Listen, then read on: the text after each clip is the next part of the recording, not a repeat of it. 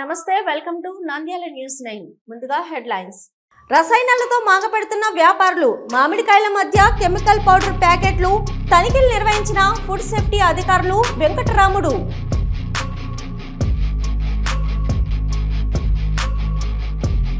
వేగంగా వెళ్తున్న కారు అదుపు తప్పి రోడ్డు పక్కన పొలం కాలువ గట్టులో బోల్తా పడిన ఘటన అతివేగమే కారణమంటున్న స్థానికులు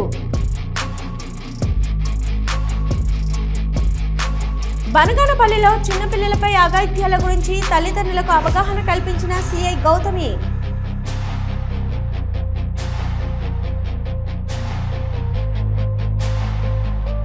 మంత్రి ఫారూక్ జన్మదినం సందర్భంగా కేక్ కట్ చేసి జన్మదిన శుభాకాంక్షలు తెలిపిన స్పీకర్ అయ్యన్న పాత్రుడు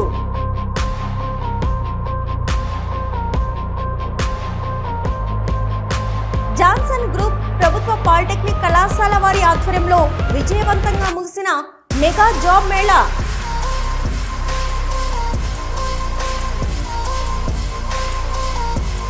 శ్రీశైలంలో టోల్ గేట్ వద్ద పోలీసుల తనిఖీలు ముమ్మరం మద్యం బాటిల్ స్వాధీనం 2 అరెస్టు సిఐ ప్రసాదరావు వెల్లడి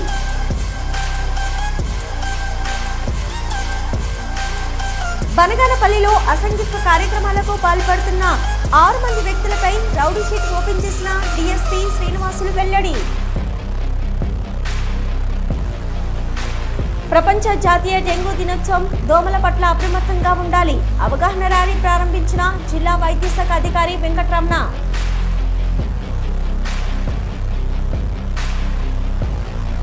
జనసేన పార్టీ కార్యాలయంలో జనసేన క్రియాశీలక సభ్యత్వం కిట్లను పంపిణీ చేసిన జనసేన సమన్వయకర్త పిడతల సుధాకర్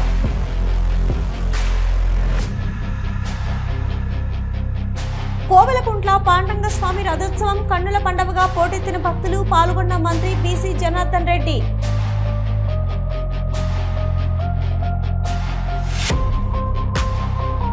రసాయనాలతో మాగబెడుతున్న వ్యాపారులు మామిడికాయల మధ్య కెమికల్ పౌడర్ ప్యాకెట్లు 2-3 రోజుల్లోనే పండ్లుగా మార్చి మార్కెట్లోకి సప్లై హోల్సేల్ మార్కెట్లే అడ్డాగా బిజినెస్ ఫుడ్ సేఫ్టీ అధికారులు తనిఖీలు నిర్వహించారు నంద్యాల కూరగాయల మార్కెట్లో మామిడి పండ్లు కెమికల్ ద్వారా పండ్లు 2 రోజులకి త్వరగా నిగనిగలాడుతున్నాయి ప్రజలు ఆ పండ్లను చూసి కొనుగోలు చేస్తున్నారు ఈ సందర్భంగా మామిడి వ్యాపారస్తులకు ఫుడ్ సేఫ్టీ జిల్లా అధికారి వెంకటరాముడు అధికారులు అవగాహన కలిగించారు మామిడి పండ్లకు వాడుతున్న కెమికల్లను అధికారులు తనిఖీ చేశారు ఈ కెమికల్ వాడకూడదని వారికి హెచ్చరికలు జారీ చేశారు ఎక్కువగా మామిడి పండ్లను ఈ కెమికల్ ద్వారా కొండలు మాగబెడుతున్నారని అలా చేయకూడదని మామిడి వ్యాపారస్తులకు హెచ్చరికలు జారీ చేశారు ఈ సందర్భంగా ఫుడ్ సేఫ్టీ జిల్లా అధికారి వెంకటరాముడు మాట్లాడుతూ వ్యాపారస్తులు కెమికల్ ద్వారా మామిడి పండ్లను మాగబెట్టకూడదని పలు సూచనలు ఇక మామిడి వ్యాపారస్తులకు ఇవ్వడం జరిగింది వ్యాపారస్తులు అధికారులు నిబంధన ఉల్లంఘిస్తే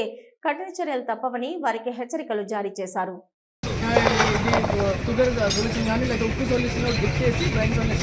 ఎక్స్పోర్ట్స్ ఎక్కువ చేసుకున్నారు సో ఇట్లా అవకాశాలు ఉన్నాయి వాల్యుయేషన్ చేసుకున్నట్టే ఎక్కువగా ఇంకా మామిడి ఏమంటే ఎక్కువ మాగిన పండ్లు పడేయకుండా మీకు ఆ పౌడర్ డ్రైయర్స్ సప్లై చేస్తారు వాటికి మామిడి పౌడర్ ఉంది పౌడర్ ఎక్స్పోర్ట్ చేసుకోవచ్చు బనానా పౌడర్ ఎక్స్పోర్ట్ చేసుకోవచ్చు దాని గురించి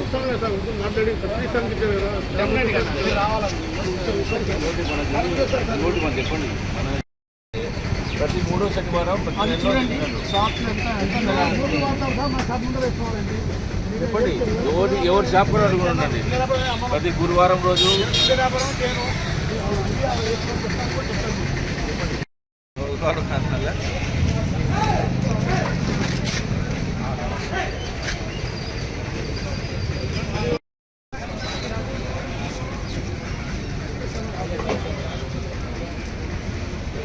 గుప్ప గుప్ప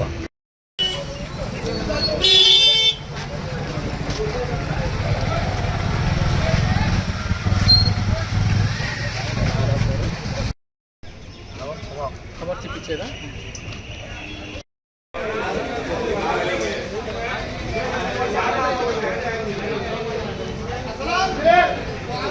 ఏమన్నా ఉన్నాయి మీ కాడ ఏమన్నా ఉంటే తీసుకురండి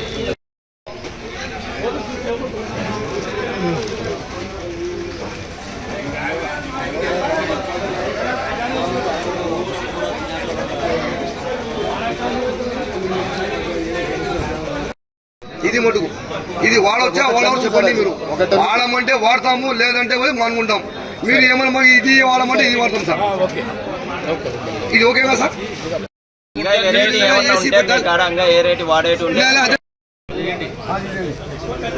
వేగంగా వెళ్తున్న కారు అదుపు తప్పి రోడ్డు పక్కన పొలం కాలువ గట్టులో బోల్తా పడిన ఘటన నంద్యాల జిల్లా కవలూరులో చోటు చేసుకుంది. స్థానికులు తెలిపిన వివరాల ప్రకారం నందవరం నుంచి బలపన్నూరు వెళ్లే రహదారిలో కవలూరు గ్రామం దాటిన తర్వాత రోడ్డుపై ఏర్పడ్డ గుంతలను గమనించక పోవడంతో కారు అదుపు తప్పి రోడ్డు పక్కనున్న పంట కాలువలో ఢీకొట్టి బోల్తా పడింది.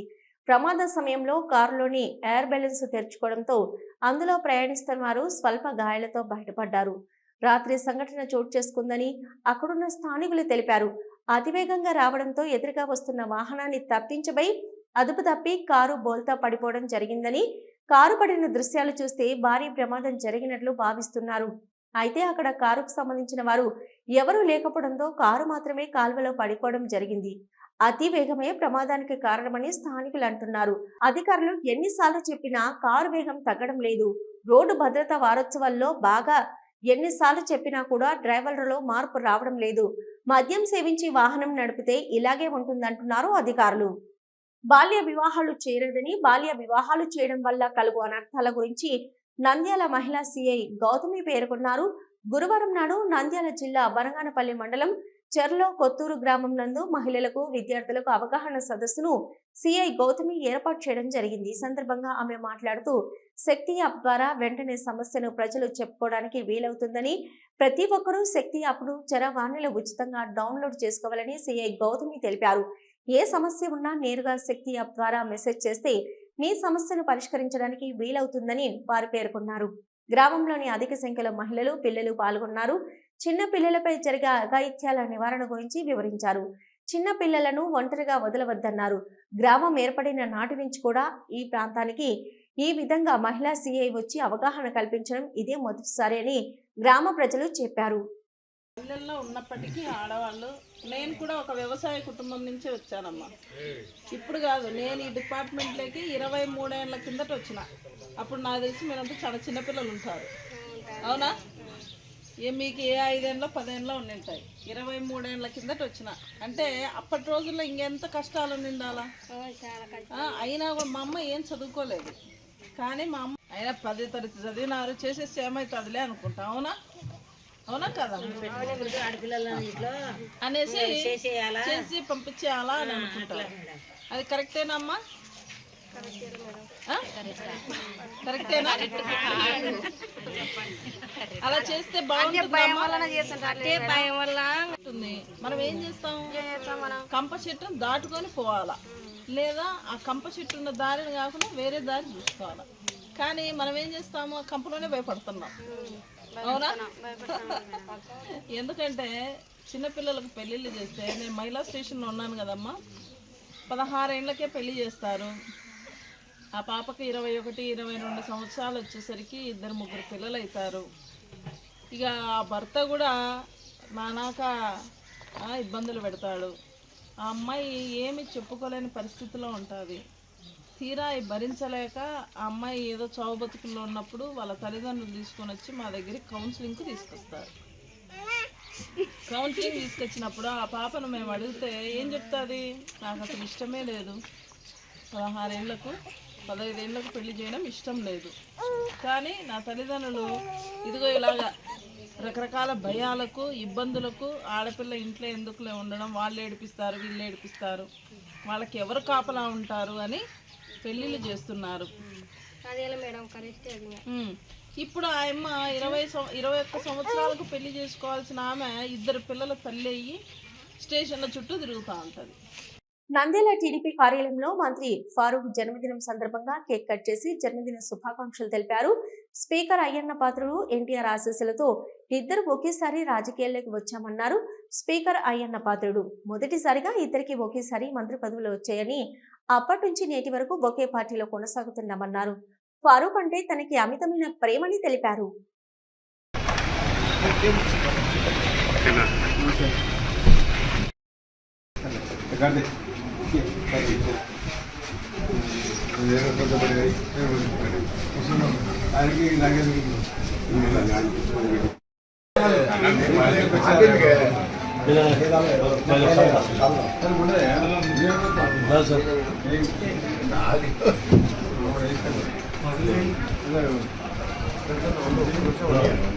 సార్ సార్ కూర్చోండి సార్.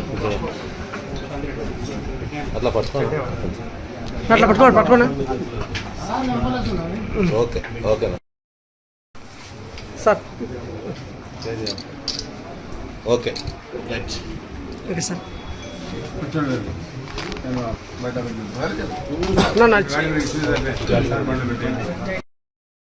వేసుకో వేసుకో పెట్టేసి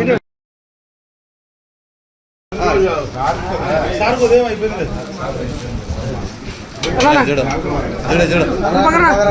ఓకే రైట్ రానా జాస్ జోసఫ్ అన్నారా లోగో తీసుకురానా మీరు వేసుకో జోసఫ్ అన్న 10 మంది ఉన్నారులే. చూడు జోసఫ్ అన్న 10 మంది ఉన్నారురా. ఓకే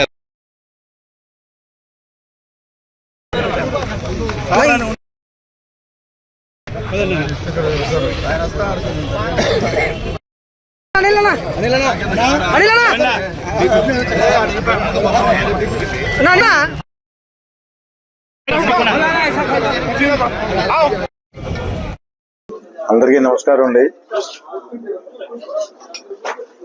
ఈరోజు నా సోదరుడు ఫరూక్ గారి పుట్టినరోజు సందర్భంగా నేను ఇక్కడ రావడం జరిగింది. యాక్చువల్గా రేపు మ్యారేజ్కి రావాల్సింది నేను నిన్న మార్నింగ్ అనుకుంటాను సెల్ ఫోన్లో చూశాను ఈరోజు ఫరూక్ గారి పుట్టినరోజు అని.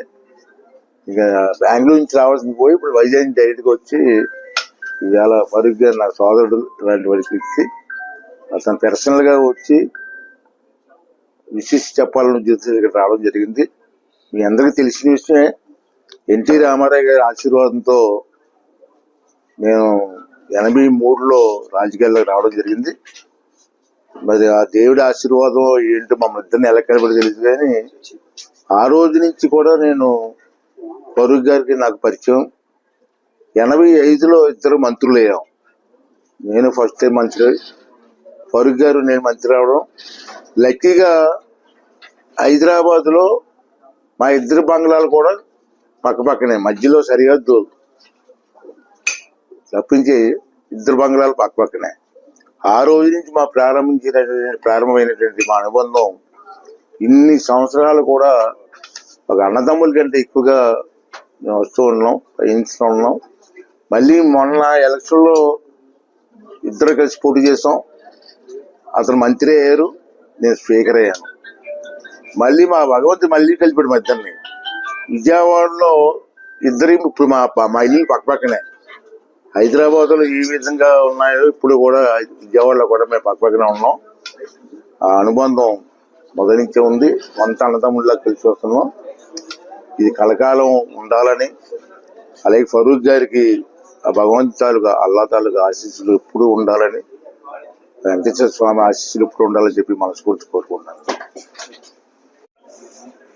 ఈరోజు చిరంజీవి తమ్ముడు అయ్యన్న పాత్రుడు నా 75వ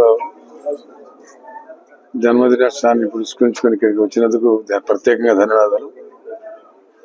కొన్ని అనుకోని సంఘటనలు జరిగిపోతాయి. అయ్యన్న పాత్రుడు గారు చెప్పినట్టు నేను అయ్యన్న పాత్రుడు పక్కనే ఉన్నాం. ఆడ నుంచి ఒక 4 ఇంటి దాటిన తర్వాత ప్రతాప్ రెడ్డి గారు ఉన్నారు. మా తండ్రి గారు అయ్యప్పరెడ్డి గారు. ఆయన అనుకోకుండా చదవడానికి వచ్చేసిండు. ఆయన ఉన్నాం అందరికీ, మాకందరికి అప్పుడంతా పిల్లలు మేమంతా, మాకంతా పెద్ద అయ్యప్పరెడ్డి సార్ ఉన్నారు. మరి ఆయన అనుకోకుండా ఇక్కడికి రావడం, మరి ఇవన్నీ కోఇన్సిడెంట్, అనుకోకుండా జరిగిపోతాయి చూడు విషయాలు. అలా రావడం, మన పాత్రలు జ్ఞాపకం చేసుకోవడం, కాబట్టి చాలా సంతోషం. మరి నేను ప్రతాప్ రెడ్డి గారు ఇంచుమించు ఒకటే వయసు ఉంటాం. ఆయన పాత్రుడు నాకన్నా ఒక 4-5 ఏళ్ళు చిన్న ఉంటారు. బహుశా 77 సంవత్సరాలు, 70 వచ్చారు. చిన్న పిల్లడు ఆయన పాత్రుడు. కళా వెంకట్రావు బాగా చిన్నవాడు. అంతకు ముందే మనం రాజకీయాలు వచ్చిన మున్సిపల్ కౌన్సిలర్గా, వైస్ చైర్మన్గా ఉండే అవకాశం కలిగించారు. చాలా సంతోషం. నిందాల ప్రజలు మరి ముఖ్యంగా వాళ్ళకు చేతులెత్తి నమస్కరించడం, మరి కమల పద్మ పాదాలకు నమస్కరించడం కూడా తక్కువనే అనిపిస్తా ఉంది నాకు. ఎందుకంటే ఇంతటి అవకాశం కలిగించినందుకు మళ్ళీ ఈ రోజు ఈ అవకాశం కలిగించిన చంద్రబాబు నాయుడు గారికి, ఆ రోజు ఎన్టీ రామారావు గారికి, మిత్రులు వారికి పెద్దలు చంద్రబాబు నాయుడు గారు మళ్ళా ఆయనకు తోడు వెంబడి ఉండాలని చెప్పి మళ్ళీ అయిన పాత్రకు నాకు అవకాశం కలిగించారు, చాలా సంతోషం అని చెప్పి. మరి ఆ రోజు రాజకీయాల్లో అవకాశం కలిగించిన పెద్దలు కీర్తి చేసిన వైపరెడ్డి గారికి కూడా నేను ప్రత్యేకంగా ధన్యవాదాలు తెలియజేసుకుంటాను. జై హింద్. నంద్యాల పట్టణంలోని ప్రభుత్వ పాలిటెక్నిక్ కళాశాల ఆవరణలో జాన్సన్ గ్రూప్ ప్రభుత్వ పాలిటెక్నిక్ కళాశాల వారి ఆధ్వర్యంలో నిర్వహించిన మెగా జాబ్ మేళా విజయవంతంగా ముగిసింది. దిశ డాన్ బాస్కో వారి సహకారంతో నిర్వహించిన జాబ్ మేళాను జాన్సన్ గ్రూప్ ప్రతినిధి ఫాదర్ జాన్ దేవదాసు పర్యవేక్షణలో నిర్వహించగా సుమారు 1500 మంది నిరుద్యోగ యువతీ యువకులు పాల్గొన్నారు. ఈ కార్యక్రమానికి ప్రభుత్వ ఈఎస్సీ పాలిటెక్నిక్ కళాశాల principal Srinivasa Prasad, father George, father Rajiv, Disha Don Bosco Rayalaseema ప్రతినిధులు హాజరయ్యారు. జాబ్ మేళాలో 24 కంపెనీలకు చెందిన ప్రతినిధులు పాల్గొనగా ఇందులో ప్రతిభ కలిగిన నిరుద్యోగ యువతలను ఎంపిక చేసుకుని వారికి నియామక పత్రాలను అందజేశారు. జాబ్ మేళాలో బ్యాంకింగ్ రంగం, ఫార్మా కంపెనీ, అగ్రిటెక్ విభాగాలలో కార్పొరేట్ కంపెనీలకు చెందిన ప్రతినిధులు పాల్గొని నిరుద్యోగ యువతను ఎంపిక చేశారు.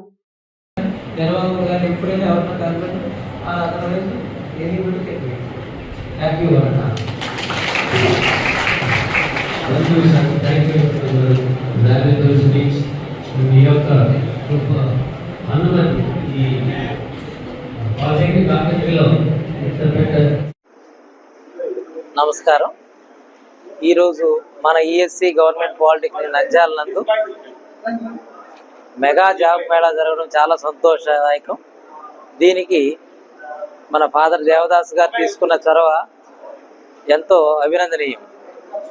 ఈరోజు మీరు చూస్తున్నారు, ఎంతో ఓవర్వెల్మింగ్ రెస్పాన్స్ కనిపిస్తోంది.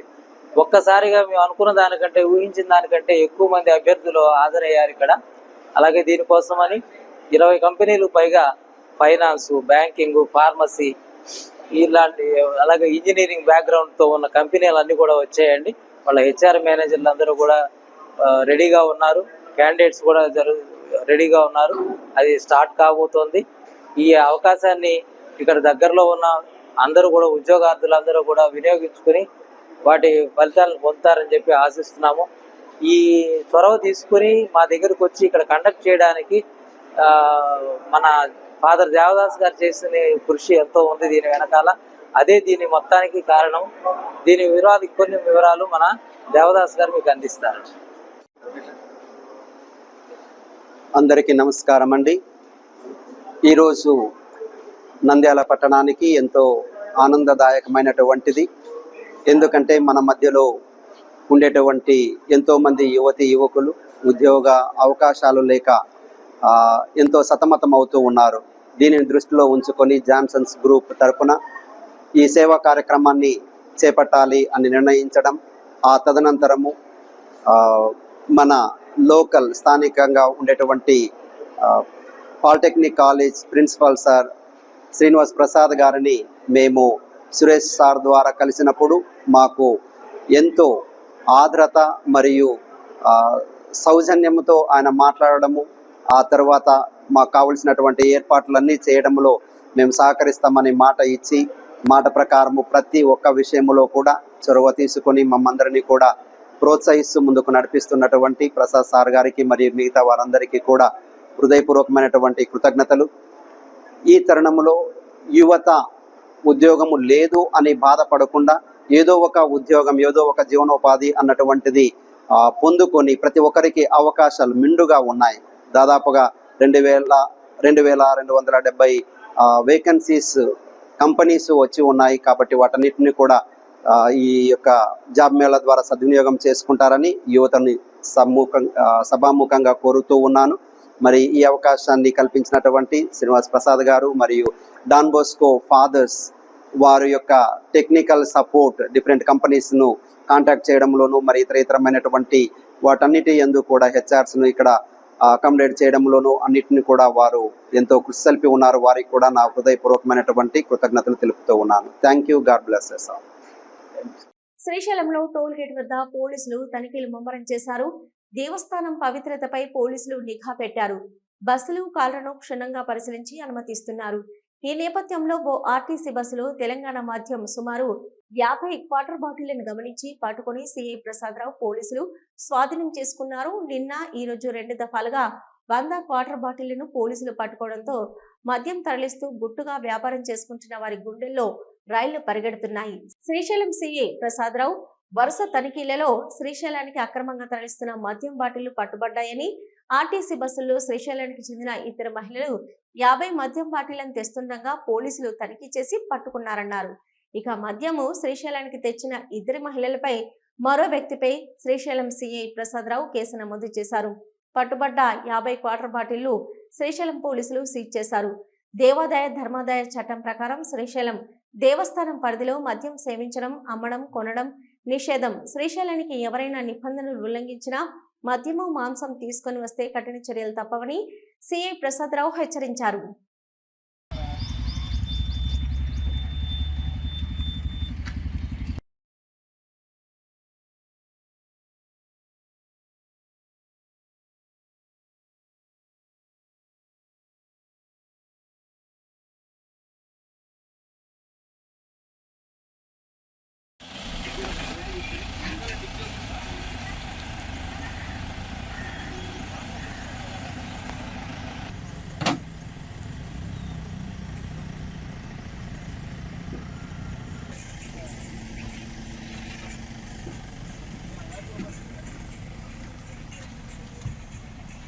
బనగానపల్లిలో డీఎస్పీ కార్యాలయంలో డీఎస్పీ శ్రీనివాసులు విలేకరుల సమావేశంలో మాట్లాడుతూ ఎక్కువ కేసులు, అసాంఘిక కార్యక్రమాలకు పాల్పడుతున్న 6 మంది వ్యక్తులపై రౌడీ షీట్ ఓపెన్ చేసినట్టు ఆయన వెల్లడించారు. అదేవిధంగా సారా అమ్మకాలు చేస్తే కఠిన చర్యలు తీసుకుంటామని ఆయన హెచ్చరించారు.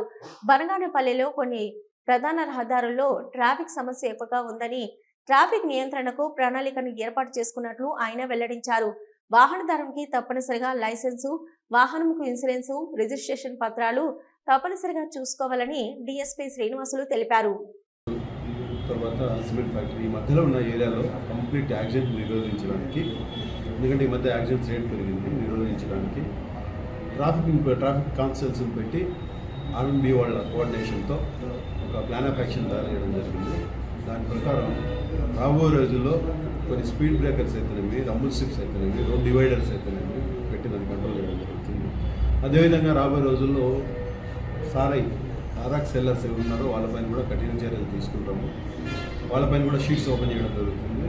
అంతేకాకుండా ఈ మధ్యకాలంలో రిపీటెడ్ క్రైమ్ చేసే కొంతమంది పైన ఒక 6 మంది పైన రౌడీ షీట్స్ ఓపెన్ చేయడం జరిగింది. ఇందులో ముఖ్యంగా అత్తార్ జావేద్ హుస్సేన్ అనే వ్యక్తి ఈ మధ్యకాలంలో ఒక 4 కేసులు ఇన్వాల్వ్ అయ్యారు. ఒకటి 2021లో 2 కేసులు, 2022లో 1 కేసు, 2024 ఈ మధ్య 1 కేసు, మొత్తం 4 కేసులు ఇన్వాల్వ్ అయ్యాడు. ఇతనిపైన రౌడీ షీట్ ఓపెన్ చేయడం జరుగుతుంది. గతంలో కూడా చాలా చోట్ల ఇతను రెచ్చగొట్టే విధంగా ప్రీచ్ చేయడము, మాట్లాడడము, స్పీచ్లు ఇవ్వడం జరిగింది. సో ఇతనిపైన నిఘా వేయడం జరుగుతుంది. రాబోయే రోజుల్లో కూడా ఎటువంటి పబ్లిక్ని రెచ్చగొట్టే స్పీచ్ ఇచ్చినా, వేరే విధమైన వ్యాఖ్యలు ఏమైనా చేసినా కానీ కఠినమైన చర్యలు ఉంటాయి. అందుకోసం ఇతనిపైన నిఘా ఉండాలనే ఉద్దేశంతోనే రౌడీ షీట్ ఓపెన్ చేయడం జరిగింది. అంతేకాకుండా మిగతా ఒక 5 మంది పైన అసాంఘిక కార్యకలాపాలు పాల్పడుతున్న 5 మంది పైన కూడా రౌడీ షీట్ ఓపెన్ చేయడం జరిగింది.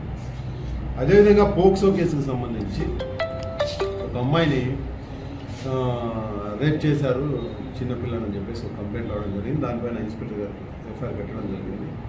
దీంట్లో కేసు లోతుగా విచారిస్తున్నాము. తొందరలోనే వితిన్ 24 అవర్స్ ఈ కేసు ఫైనలైజ్ చేయడం జరుగుతుంది. Thank you.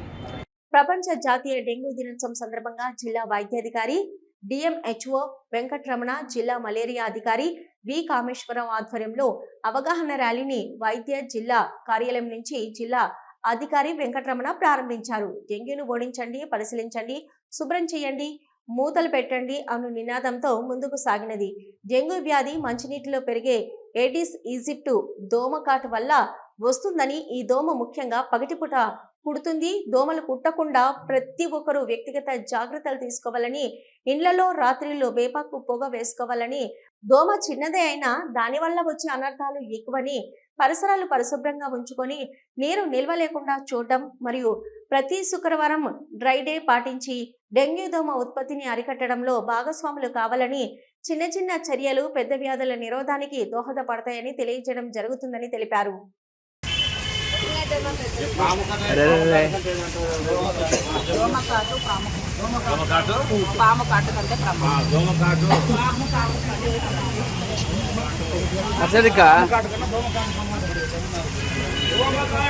జిల్లా ప్రజలందరికీ ఈరోజు మే 16న జాతీయ డెంగీ దినోత్సవ సందర్భంగా ప్రజలందరికీ శుభాకాంక్షలు తెలియజేస్తూ, ముఖ్యంగా గత సంవత్సరము అంతకుముందు సంవత్సరాలు చూస్తే మన జిల్లాలో జిల్లా ఏర్పడిన తర్వాత డెంగీ ఫీవర్స్ అనేవి కొద్దిగా ఎక్కువగానే ఉన్నాయి. ముఖ్యంగా అర్బన్ ఏరియాస్లో నంద్యాల, బేతంచెర్ల, డోన్ ఏరియాస్లో ఎక్కువగా ఈ డెంగీ ఫీవర్స్ రావడం, తద్వారా ప్రజలు ఇబ్బంది పడి జరుగుతూ ఉంది. అయితే మరణాలు అయితే లేవు మనకు, ఎందుకంటే అర్లీగా గుర్తించి వెంటనే ట్రీట్మెంట్ ఇవ్వడం వల్ల చాలా వరకు మనం మరణాలు నివారించగలిగాము. కాబట్టి ఈ ముఖ్యంగా ఈ డెంగీ సంబంధించిన ఫీవర్స్ మన జిల్లా కూడా కొద్ది రిస్క్ జోన్లోనే ఉంది. ఎందుకంటే ఇప్పటిదాకా తీసుకుంటే దాదాపుగా 43 కేసులు ఇప్పటిదాకా నమోదైనాయి. సో స్టేట్ వైడ్ తీసుకుంటే మన జిల్లా 6 జిల్లా 7 జిల్లాగా ఉంది. కేసు ఎక్కువ వస్తున్నాయి. రిస్క్ జోన్లో, డేంజర్ జోన్లో ఉన్న జిల్లా కూడా నంద్యాల జిల్లా ఉంది. కాబట్టి ముఖ్యంగా అర్బన్ ఏరియాస్లో ఉన్న ఆశాలు, ఏఎన్ఎంలు అందరూ కూడా ఈ డ్రై డే ఫ్రైడే పాటించినట్లయితే ప్రజలందరూ కూడా వారికి అవగాహన కల్పించి, ముఖ్యంగా ఇది దోమ మంచినీళ్ళలో పెరుగుతుంది, ఉదయం పూట కొడుతుంది, పగలు కుడుతుంది. కాబట్టి దోమకు సంబంధించిన అవగాహన ఈ ఫీవర్ సంబంధించిన ప్రజలకు అందరికీ ఉంది, అవగాహన ఉంది. అయితే కొన్ని వాళ్ళు పద్ధతులు పాటించాల్సిందే వాళ్ళు పాటించకుండా, అంటే ఇప్పుడు దోమలు పెరగకుండా చూసుకోవడం ఒకటి, దోమలు కుట్టకుండా చూసుకోవడం ఒకటి, 2 పద్ధతులను సరిగా పాటించకపోవడం వల్ల ఒకటి. తర్వాత దోమలు అనేటివి చుట్టుపక్కల పరిసర ప్రాంతాల్లో ఎక్కడ నిల్వ ఉంటాయి, ఎక్కడ ఎలా ఉంటాయి అవన్నీ శుభ్రం చేసుకోవడము, ఆ మంచినీరు ఎప్పటికప్పుడు క్లీన్ చేసుకొని నిల్వ ఉంచుకోకుండా క్లీన్ చేసుకోవడము, ఇలాంటివి చేస్తే ఈ డెంగీ లార్వాలు డెవలప్ కాకుండా, దోమలు ఉత్పత్తి కాకుండా ఉంటాయి. కాబట్టి మరందరూ కూడా ఈ డెంగీ ఫీవర్స్ బారిన పడి ప్లేట్లెట్ తగ్గిపోవడము, ప్రైవేట్ హాస్పిటల్కి పోయి అక్కడ వాళ్ళు ఫీజులను ఎక్కువగా ప్రజల్ని పీడించి ఫీజులు వసూలు చేయడము, ఇవన్నీ సమస్యలు గతంలో చూసాము. ప్రజలందరూ చాలా ఇబ్బంది పడ్డారు. కాబట్టి వాటి మీద కూడా మనం నిఘా పెట్టి ప్రైవేట్ హాస్పిటల్ మీద కూడా మనం మీటింగ్ పెట్టి చెప్పడం జరిగింది గతం. నంద్యాల నియోజకవర్గం జనసేన పార్టీ కార్యాలయంలో జనసేన క్రియాశీలక ప్రభుత్వం కిట్లను జనసేన పార్టీ ప్రెసిడెంట్, సెక్రటరీ, సభ్యుల సమక్షంలో నంద్యాల జనసేన సమన్వయకర్త పిడితల సుధాకర్, సుధా మోహన్ రెడ్డి, రాష్ట్ర రామచరణ్ యువత అధ్యక్షులు పబ్బతి రవి ఆధ్వర్యంలో సభ్యత్వం చేసుకున్న వారికి పంపిణీ చేశారు. ఈ సందర్భంగా వారు మాట్లాడుతూ, జనసేన పార్టీ కార్యకర్తలకు, వీర మహిళలకు పార్టీ ఎప్పుడూ అండగా ఉంటుందని, ఏదైనా ప్రమాదం, గాయపడినా, ప్రమాదం జరిగి చనిపోయినా ఇన్సూరెన్స్ వస్తుందని తెలిపారు. 2017 సంవత్సరంలో నంద్యాలకు చెందిన ఒక జన సైనికుడు ప్రమాదంలో మరణిస్తే జనసేన పార్టీ అధినేత పవన్ కళ్యాణ్ సమక్షంలో 5 లక్షల రూపాయల చెక్కును అందించామని అన్నారు. ప్రమాదంలో గాయపడిన జనసేన కార్యకర్తలకు ఎంతో మందికి 50,000 రూపాయలు హాస్పిటల్ ఖర్చులకు చెక్కులను అందజేస్తామని తెలిపారు. రాబోయే రోజుల్లో మరింత క్రియాశీలక సభ్యత్వాలు పెంచాలని కోరారు.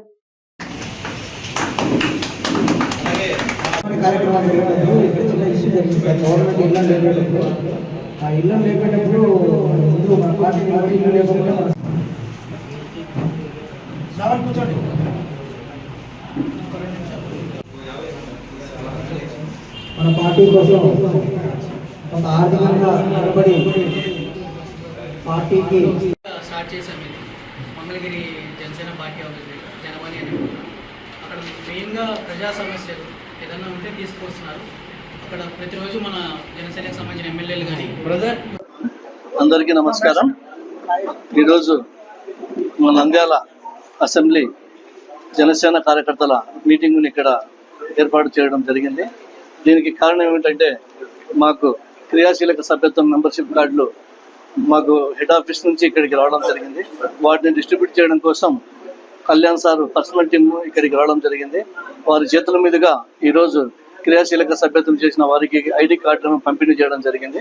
ఇది మాకెంతో అందరికీ ఆనందించదగ్గ విషయము. ఎందుకంటే క్రియాశీలక సభ్యత్వం తీసుకున్న వారు ప్రతి ఒక్కరికి ఇన్సూరెన్స్ కింద వారు డెత్ అయితేనేమి, లేదంటే ఏదైనా యాక్సిడెంట్ అయితేనేమి ఇన్సూరెన్స్ కింద వారికి ఈ ప్రయోజనాలు చేకూరడం జరుగుతూ ఉంటుంది. సో ఈ సంవత్సరం చేసిన 13 లక్షల మంది సభ్యత్వాలను నెక్స్ట్ ఇయర్కి ఇంకా పెంచాలని చెప్పి వారు టీము సార్ ద్వారా మాకు తెలియజేయడం జరిగింది. దీనికి మా నంద్యాల జనసేన సమన్వయకర్త పిట్టల సుధాకర్ గారు కానీ, అలాగే జిల్లా రామ్ చరణ్ అసోసియేషన్ ప్రెసిడెంట్ అయినటువంటి రవికుమార్ గారు అయితేనేమి, వారిద్దరికీ మేము తోడ్పాటును అందిస్తూ మున్ముందు ఇక్కడ నంద్యాలలో చేసిన మరిన్ని సభ్యత్వాలను ఇంకా అధికంగా మేము చేయగలుగుతామని చెప్పి తెలియజేసుకుంటూ ఈ అవకాశం ఇచ్చినటువంటి అందరికీ ధన్యవాదాలు తెలియజేసుకుంటున్నాను. బనగానపల్లి నియోజకవర్గం కోవెలకుంట్ల పట్టణంలో వెలిసిన శ్రీదేవి భూదేవి సమేత శ్రీ పాండురంగ విఠలేశ్వర స్వామి బ్రహ్మోత్సవాల్లో పాల్గొన్న రాష్ట్ర రోడ్లు మరియు భవనాలు, పెట్టుబడులు, మౌలిక సదుపాయాల శాఖ మంత్రి బీసీ జనార్దన్ రెడ్డి నేడు కోవెలకుంట్ల పాండురంగ విఠలేశ్వర స్వామి ఆలయానికి విచ్చేసిన మంత్రికి ఆలయ మర్యాదలతో స్వాగతం పలికిన ఆలయ సిబ్బంది, నిర్వాహకులు స్వామివారిని దర్శించుకుని ప్రత్యేక పూజలు నిర్వహించిన మంత్రి బీసీ జనార్దన్ రెడ్డి అనంతరం బ్రహ్మోత్సవాల్లో భాగంగా అత్యంత వైభవంగా జరిగే పాండురంగ విఠలేశ్వర స్వామి రథోత్సవం కార్యక్రమంలో భక్తులు, కూటమి పార్టీ నేతలు, కార్యకర్తలతో కలిసి పాల్పంచుకున్న మంత్రి బీసీ జనార్దన్ రెడ్డి.